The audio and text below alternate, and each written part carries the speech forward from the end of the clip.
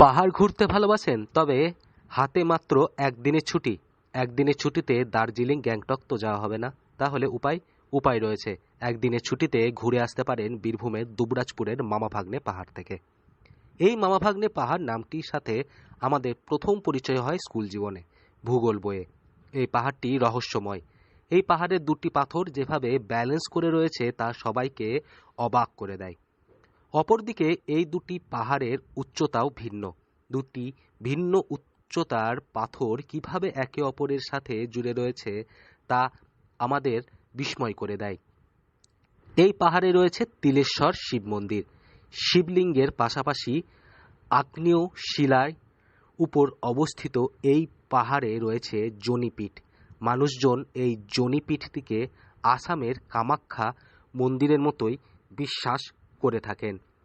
এবার হয়তো ভাববেন, শিব মন্দিরে যেমন পারশর শিব মন্দির, বিশ্ববিখ্যাত শিব মন্দির আছে, জাগ্রন্ত শিব মন্দির। তো আমাদের এখানে ভিড় হয়, সেটা আপনাদের পৌষ মাঘ মাসের মধ্যে ভিড় হয়। অথচ লোক আসে, অনেক লোক ভিড়ে ঘুরতে আসে, দেখতে আসে। অথচ যেমন তার এমনভাবে পাথরগুলো আছে যেমন সব হাতে করে সাজিয়ে দিয়েছে। তো এই পাথর যে কীভাবে এই পাথর যে সাজানো তো নয়, কিন্তু দেখে মনে হয় যে সাজিয়ে দিয়েছে। তো এই পাথর সব ভগবানের সৃষ্টি, অটোমেটিক সব হয়েছে। এইগুলো সব দেখার জিনিস। এখানে পৌঁছাবেন কি করে? বীরভূমের সদর শহর সিউড়ি থেকে যে কোনো গাড়ি অথবা বাসে আপনি পৌঁছে যেতে পারেন দুবরাজপুর। রাস্তায় আস্তে আস্তে আপনাদের নজরে আসবে সুবিশাল লাল তোরণের গেট। বিশাল ফটক খুলে স্বাগত জানাবে হেতমপুর রাজবাড়ি। বাংলার এক প্রত্যন্ত প্রান্তে পথের মাঝে হঠাৎই এই সুবিশাল স্থাপত্য দেখে চমকে উঠতে হবে বইকি।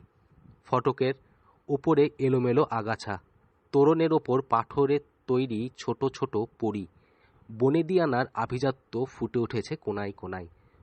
তোরণেই উঁকি দিচ্ছে ফলক, এবং এই বাড়ির পাশেই দেখতে পাবেন অবহেলায় পড়ে রয়েছে পুরনো দিনের এক রথ।